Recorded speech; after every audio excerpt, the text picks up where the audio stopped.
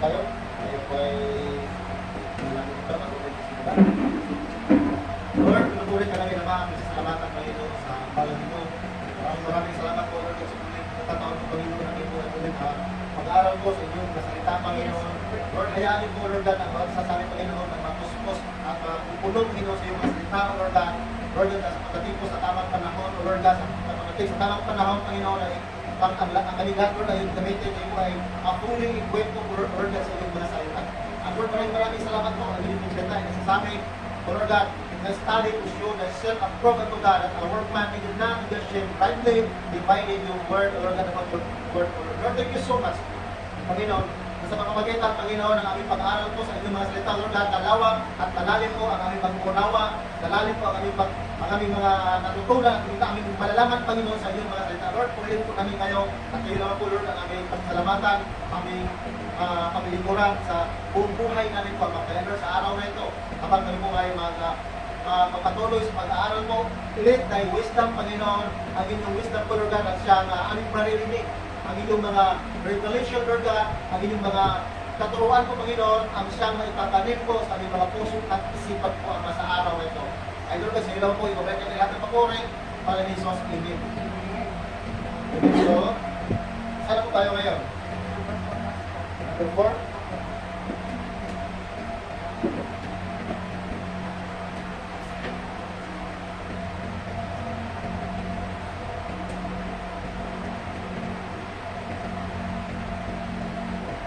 Saan dito?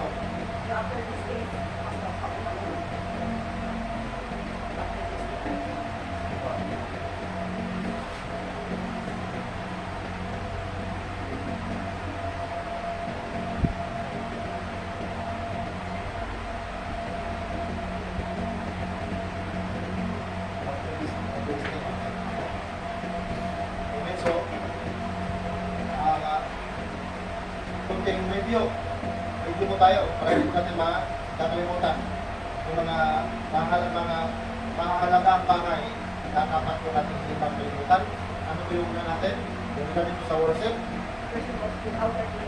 Okay, so yun po palagi ang ating tatandaan na yung tatlong category sa ating paglapit.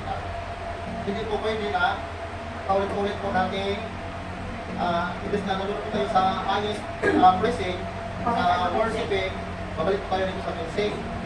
Hindi po pwede yun na balik-balik po tayo sapagkat dapat po yun na ating pag-worship sa Panginoon.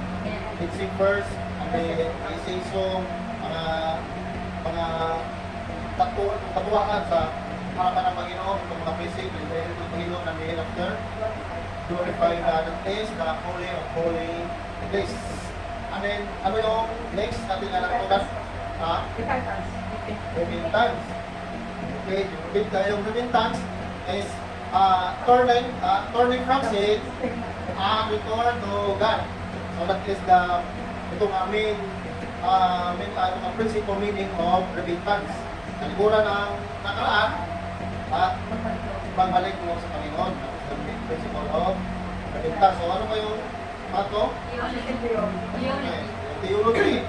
Yung theology is study about the Word of God. Theo is God, and then Logos, that is Word or study. Kaya, theology is study about the Word of God, and the theology, it has a lot of, ito nga ano siya, ito cover a lot of things. Pagkat, dito po kasi natin malalaman sa Bible, kung saan natin, kung paano natin nagkilala ang Panginoon, paano po natin nagkilala ang Diyos, dito po sa Bible. Ang Bible, ang dami po mga laman po dito. Kaya, sinasabi doon sa theology nga, theology is ito cover a lot of things, a lot of truth. And then, pangapat, yung soteriology. Okay? Yung soteriology is study about from the word soter, which means Savior. Okay? And then yung soter is itong soteria. Okay? Not salvation. Kaya, pagdating ko sa soteriology is study about salvation. Okay? Yun po yung natin natutunan tayo na wakas mo nakaraan.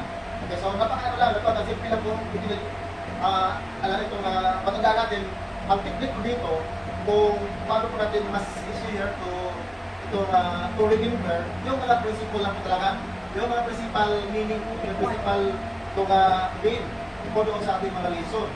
At least, yung sa worship, yung principal doon sa worship is may tatlong kategory. So, madali pa sa maintindihan itong outer, yung sa middle, at saka upper. Ito. And then, ano ba yung isa yung repentance. Nagmadali ako, napakaisip ko natin yung repentance. Piling sa repentance, pagsisisi, ibig sabihin pagsisisi, return turning from sin, ibig sabihin, kalimutan natin yung mga kasalanan. So yun po talaga ang pinaka-principle meaning of repentance. And then, theology, ano ba yun siya? Theology, napaka-basic po, right? Napaka-basic yung theology. Kasi ang lahat po nag-aaral po, natanda po natin, it has put to our mind, at ang lahat po nag-aaral po sa salita ng Panginoon, they are studying about theology. O talaga yun. Kaya nga pag theology, marami siyang mga kasunod. Mayroong theology, sa Bible makikita natin, mayroon ito theology, Bible, everything. Ito po sa Bible, kaya when we study theology, ay pagdaanin po natin ang napakamaraming nasa kaloob po ng theology. Then, sa theology, sa mission. Okay po. So, dito na po tayo sa number 4. Page number 4.